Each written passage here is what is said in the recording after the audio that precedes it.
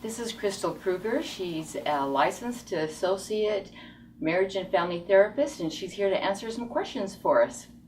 What, if any, trauma are newborns exposed to when they come into foster care at 2 days old?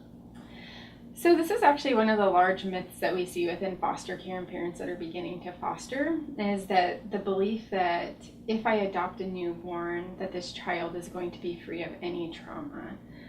Unfortunately, that is a large misconception. There are a lot of factors that impact trauma before a child is born. One of the big ones that we really need to take into consideration as a community is the impact that substances have on children when they're exposed in utero.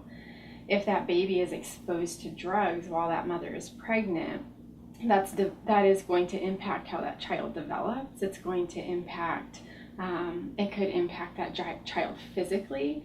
And when that child is born, sometimes we don't see those effects right away. Sometimes we do through what's called neonatal abstinence syndrome, and that is through the withdrawal effects.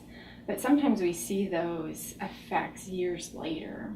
Generally, after a child withdraws, they go symptom-free until they're about 18 months to 3 years, which we call the honeymoon phase.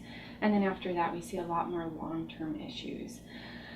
With some other variables that happen that can be traumatic prenatally are that if a mother is in a high-stress environment, that mother's body is going to release a bunch of cortisols and a bunch of stress chemicals, and that is going to also impact that child's development. And consider that in utero, the brain develops throughout. So whatever point substances enter or the stress chemicals enter, that is the point of development that's going to be impacted.